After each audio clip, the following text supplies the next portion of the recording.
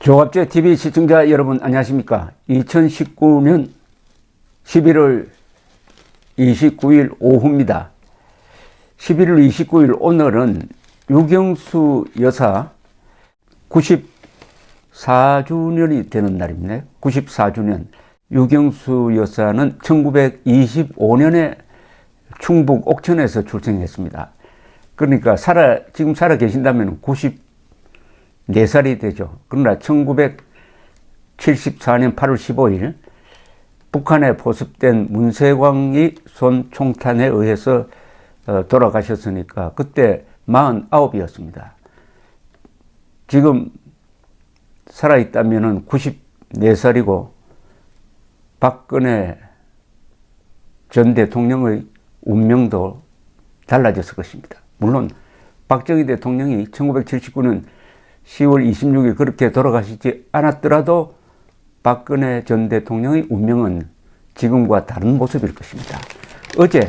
마침 어제 어머니 생일을 앞둔 어제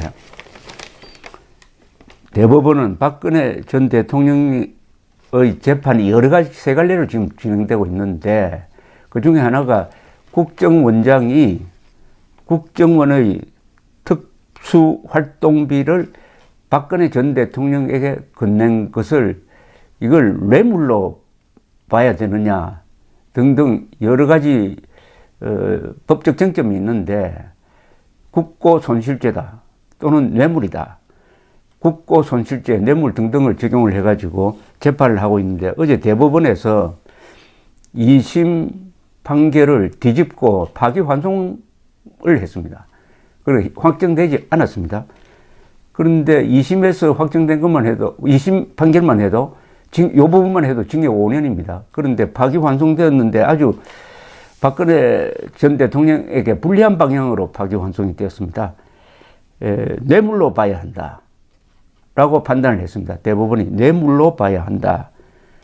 그리고 국정원장에게 또 불리하게 된 것은 국정원장은 국고손실죄에 해당되지 않는다. 왜냐하면 국고손실죄가 되려면 법령이 정한 회계관계직원이라야 하는데 국정원장은 회계관계직원으로 볼 수 없고 기조실장을 회계관계직원으로 볼 수 있다.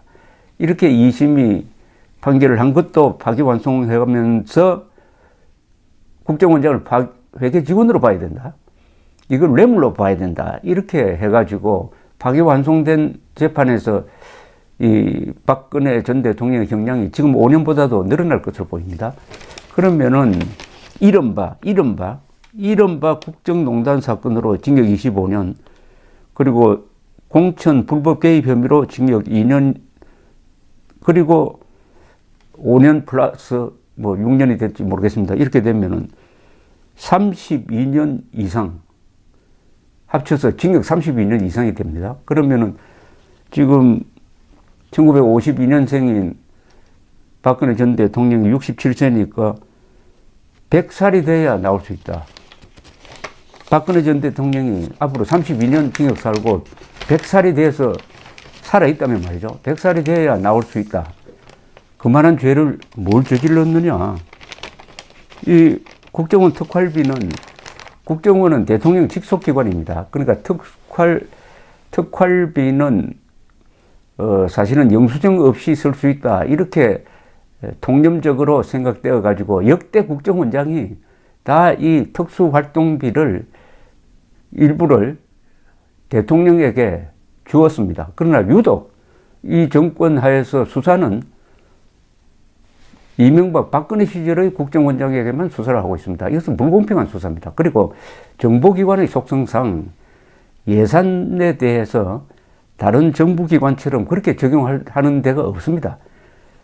그리고 대통령이 국정원장이 자유롭게 쓸 수 있다 판단해가지고 이 돈을 받아가지고 그러면은 자기 개인 목적으로 썼느냐. 박근혜 전 대통령은 그런 게 없습니다. 개인 목적으로 쓴 게 아니고 나름대로 공적 목적으로 썼으니까 이런 것은 재판거리도 아닙니다. 그것은 행정적으로 이건 곤란하다. 앞으로 이렇게 해서는 안 된다. 행정지도, 징계 정도가 맞지. 이걸 범죄로 삼아가지고 이렇게 하는 것은 우선 지금 북한과 대치하고 있는 상황에서 가장 중요한 안보기구인 국가정보원의 기능을 아주 제약하는 겁니다. 있을 수 없는 재판이 지금 이루어지고 그것마저도 뇌물 적용을 해야 된다 해가지고 또 형량이 늘어나게 되었으니까 이 기사를 보면서 많은 사람들은 아마 허무해지지 않을까 생각합니다. 요새 이 대법원의 판결은 작년의 징용공 배상 판결은 한일 외교를 거의 파탄날 정도로 몰고 가고 있고 이승만 박정희를 폄하한 백년 전쟁이 이게 법적 규제 대상이 아니라고 또 파기환송한 며칠 전의 판결은 이것은 역사 조작을 허용하는 것이고 이번 이 박근혜 전 대통령에 대한 판결은 허무주의를 조장하는 것이라고 생각합니다. 이제 대법원의 판결을 불신하게 되었습니다. 대법원의 판결은 믿을 수 없다. 다 편파적이고 그 계급투쟁론에 입각한 판결이 나오고 있다. 헌법 정신에도 위배된다. 오히려 법치를 파괴하는, 외교를 파괴하는, 교육을 파괴하는 기관이 김명수의 대법원이다. 저는 이렇게 판단을 합니다. 법치를 파괴한다는 것은 민주주의를 파괴한다는 말하고 같습니다. 무슨 논리로 파괴를 하느냐? 이른바 좌편향된 이념으로, 이념 판사들입니다. 이 대법원이 이념 판사 집단이 된 느낌이 드니까 참. 그리고 저는 이런 생각도 해봤습니다. 과연 박근혜 전 대통령이 결혼을 했다면은, 남편이 있었다면은 이런 대우를 받고 있을까? 박근혜 전 대통령이 독신 여성이기 때문에 이렇게 만만하게, 이렇게 가혹하게 주로 남성들이 이렇게 몰아붙이는 것은 아닐까 하는 그런 생각도 해보았습니다. 한국의 남자들이 과연 박근혜 전 대통령, 여성 대통령을 이렇게 몰아붙이는 게 어떤 문제냐, 어떻게 보이냐. 한국의 남성들을 사잡아 비판할 생각은 없지만은 적어도 박근혜 전 대통령을 이렇게 몰아붙이는 사람의 대다수가 남자들이라고 생각할 때 남자의 미학이 여기에서 구현되고 있느냐, 아니면은 한국 남자의 추한 점이 드러나고 있느냐. 독신 여성, 그리고 두 부모를 흉탄해, 이런 그 환경에 대해서 박근혜 전 대통령에 대한 동정심은 전혀 일어나지 않는 거냐 하는 생각입니다. 여러분들은 어떻게 생각하십니까? 남자들이 박근혜 전 대통령을 이렇게 대우해야 그게 올바르고 정의로운 겁니까? 아니면은 우리를 가난해서 구한 박정희 대통령의, 그리고 그 가난한 사람, 아픈 사람을 찾아다니던 유경수 여사를 생각해서라도 박근혜 전 대통령은 이렇게 잔인하게 법을 왜곡하면서 이렇게 몰아붙여서는 안 된다는 생각이 드십니까? 동정이란 것은 인간만이 가질 수 있는 생각이죠. 동정심, 정의감, 대한민국 남자 세계에서 실종되었다. 이런 생각이 듭니다. 박근혜 전 대통령이 당선되었을 때, 즉 2012년 12월 21일자 일본 아사히 신문에 일면에 제일 밑에 천성인이라는 칼럼이 있습니다. 거기에 박근혜 전 대통령에 대한 글이 실려 있었어요. 아주 명문이었습니다. 2012년 당선 직후였습니다. 한번 그 문장을 제가 읽어드리겠습니다. 원래 이 아사히 신문의 천성인어는 아주 아름다운 일본어를 쓰는 칼럼으로 유명합니다.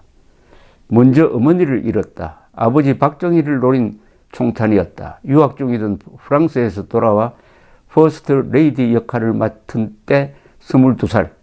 5년 뒤 아버지도 측근에게 사살된다.